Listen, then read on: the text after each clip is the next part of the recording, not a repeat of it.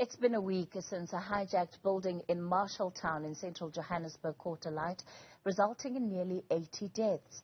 As the process of identifying those killed in the fire continues, a family member who is a victim says she was asked for money to receive that body and to also receive a death certificate. We're joined now by the Gauteng Health Forensic Pathology Acting CEO, Thembalethu Mpahlaza.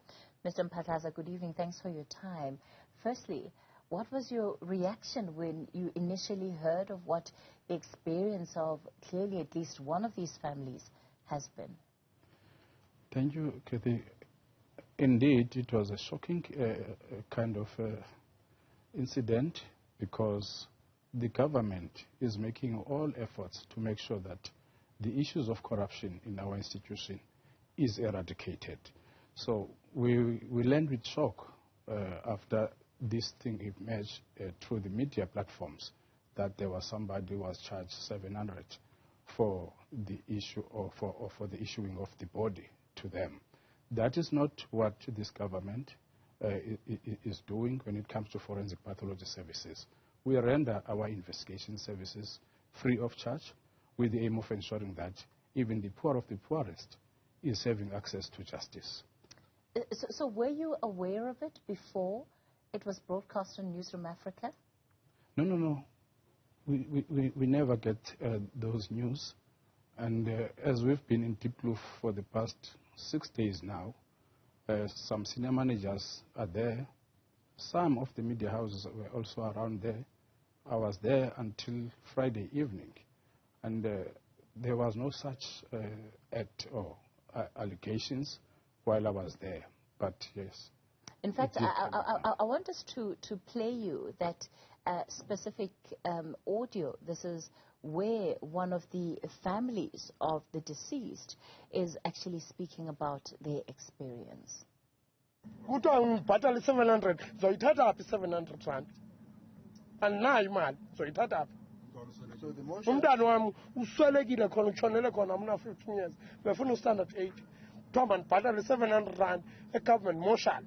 And then what does that deep proof whatever and those years no more buyers among the officials. Good man Pathology 700 rand, Okwens Antoni, he death yak con, the 4 months certificate. So it had up no then. And as you heard there, it's only adding to the pain and the frustration of families. Have you been able to get to the bottom of what has happened here? Have you spoken with that particular individual?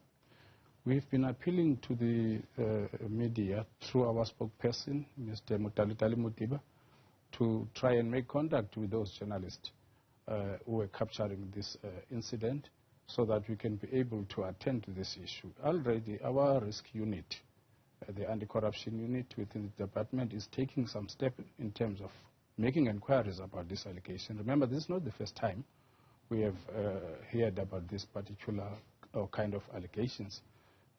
By the time there was an incident in Hillbrow of the backlogs that were there, of postmortems, there were allegations that also surfaced that people were requested to pay 2,000 rand to get their bodies prioritized, which is not the case in our environment. The difficulty, of course, is that all of this is happening under your watch, and ultimately what you need here is a process of accountability.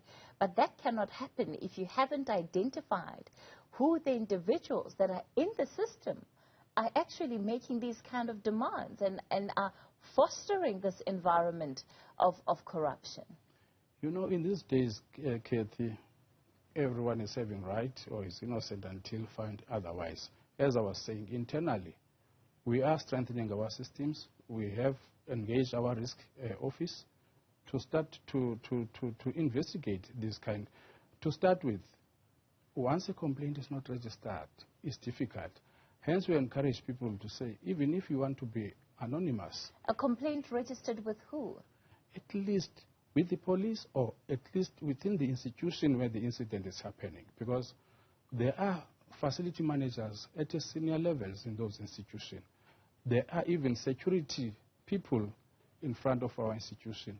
These kind of practices, which is malpractices, we encourage the community. When we have similar incident in Deep Kloof, we try by all means to encourage people to say, please come forward, even if you don't give your names. But have you had any success in some of those cases that you're listing?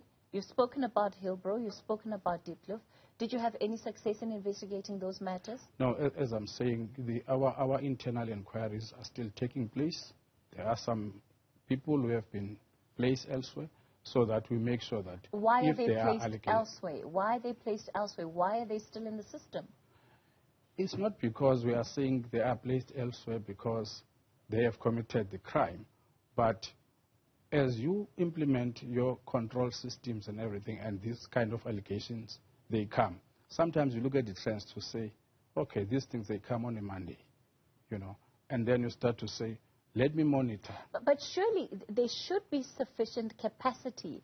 If you're able to go far enough to even track a trend and a pattern that involves certain individuals, that in and of itself says, this is where you must be putting the resources you are investing into those investigations. The point is that you don't deal with the problem, you move the problem. So the problem exists elsewhere, which then also means that the culture of corruption that exists within some of the mortuaries that you're talking about here, that then becomes persistent. And so you just move the problem, but it doesn't take it away. Let me clarify. When I'm saying we are moving people, I'm trying to say we get people at the senior positions to say, go and be available or service in this particular area. For example, in the Deep Kloof, we have assigned a senior person from the Germiston cluster to say, as we are handling this situation, please be at the Deep Kloof. It was even before these allegations. Not to say we were expecting anything, but it is better when you've got someone who is at senior level who will be able to deal with whatever issues that are coming, such as this kind of allegations. And unfortunately, those kind of allegations, they never came forward. It's difficult, Kathy. We cannot just be a prophet and say, by looking at your face, and I will say you are the one the people are choosing. But surely the responsibility that rests on you is that where there are allegations of criminality, yours is to investigate and uncover it.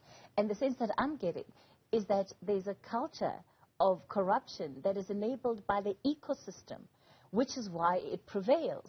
And until the department is actually determined to root out that culture, you and I will be having the same conversation the next time there's a tragedy, or perhaps not even a tragedy, but there will be another resident of this province that has the same experience. Kate, I must tell you that the government is making all efforts to make sure that the incidents of this nature are investigated. It doesn't sound like that. No, we've got corruption, anti-corruption line through the Premier Office. We've got a hotline in the Department of Health. We even brought the numbers for the Public Protector Office. But your officials know that you're not going to do anything, which is why the allegations still remain. If those projects and that investment was actually impactful, you wouldn't have allegations of this nature surfacing. Now, with relation to a story that is currently in the public spotlight, these officials still have the audacity, if we're to believe the account of that family member, to go around asking for money that they have no business asking for. So they actually have gotten to a point where they don't care. They're just in it to make a quick buck.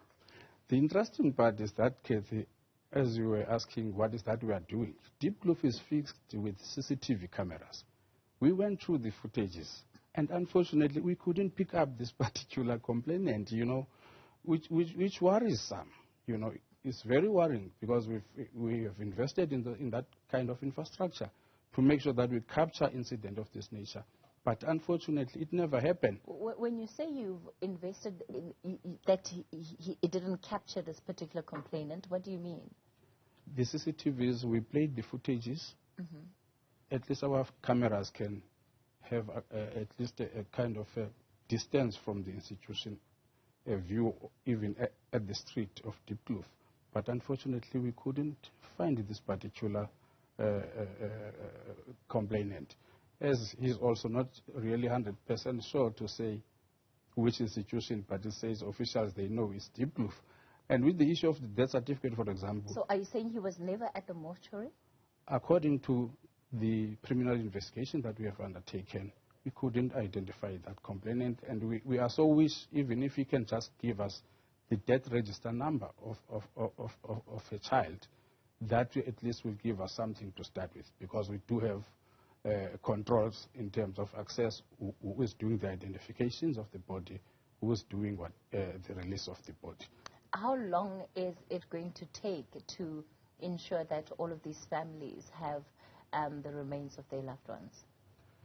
If I can tell you now, we are expecting some results as of tomorrow from the South African Police Service.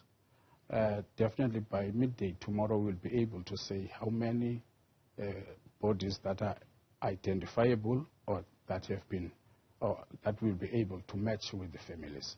So we expect the good news before the end of the day tomorrow, Friday. All right. Gauteng Health Forensic Pathology Service Acting CEO Thembalethu Mpahlaza. We'll leave it there for tonight.